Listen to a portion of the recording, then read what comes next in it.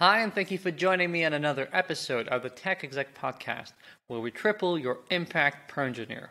As always, I'm your host, Aviv Ben-Yosef, advisor and consultant to tech executives worldwide, and our subject today is the fear of accountability.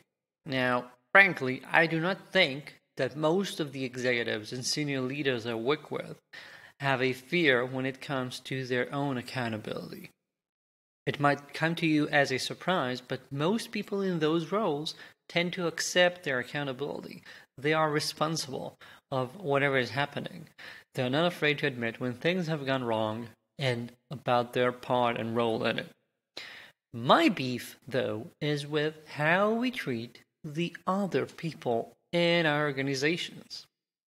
I've talked in the past about this need that many managers, both first-timers and old ones, have when it comes to cuddling and overprotecting your team from feeling bad. It has a lot of different reasons into it, partly because no one wants to feel like the boss. No one wants to feel like they are telling other people what to do or telling other people that they are wrong and they need to improve. Partly it's because we want to be liked. Another aspect of it, especially in the current market, is that we are afraid of getting people to just leave. I hear it all the time. CTOs, VPs tell me, I'm afraid that if I tell them that they need to improve, if I tell them that this is not right, they'll just pack their bags and leave, and I'll just hear later that they signed somewhere else and they've moved on. Now, I get all of those. All of those are rational fears and feelings and sentiments. Nevertheless, I don't care. And you know why? Genuinely because all of these do not add up to the issue that you're gonna have if you will continue cultivating this sort of culture where people are not held accountable for their actions. Accountability, responsibility is the only way to get people to grow. Unless, by some miraculous way, every single person you hired never makes any mistake. They all just continue from one victory to the next. They're going to stumble. They're going to fail. They're going to make the wrong decisions from time to time. And when that happens, unless they are remarkably adept when it comes to being able to self-inspect, self-reflect, and understand where they need to improve, which I can assure you, you're not going to see too much of.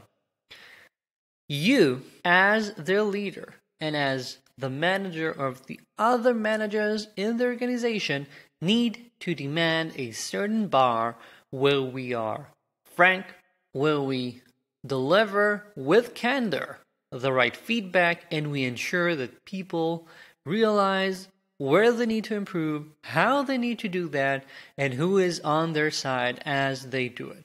That is, I'm sorry to say, is the only way forward if you truly want to triple impact per engineer, if you want to create an organization that can genuinely be the best in class. You have to ensure that your people are constantly growing. That means that you do not shy away from retrospectives. Have you sat in those retrospectives that are just full of fluff? People talk about, why did this happen? Oh, we just merged that PR without testing it well enough. Yeah, but why? Who made that mistake? What made them do it? Was it because someone was in a hurry? Was it because they didn't pay enough attention? Or was it genuinely something that is just hard to spot? I don't care which one it is. I'm not looking for this in order to point fingers and say you are to blame. I want to dig deeper. I want to find the cause so we can learn and we can improve. That is the atmosphere that I consistently see in the best performing and frankly the happiest, most productive teams I've worked with in all of my history. If you want to achieve that, you have to work for that sort of candor. That means that you have to be able to tell your managers when they are underperforming, when they are making the bad decisions, and helping them and coaching them to ensure that they constantly do it when it comes to their own ICs. Otherwise, you're going to get stuck with those people as you have right now. And I'm sure they're all nice people, but wouldn't it be nice to see them improve? Get better, get smarter, get more productive at what they're doing. It's going to be a win for the company, a win for them, and a win for you as their manager.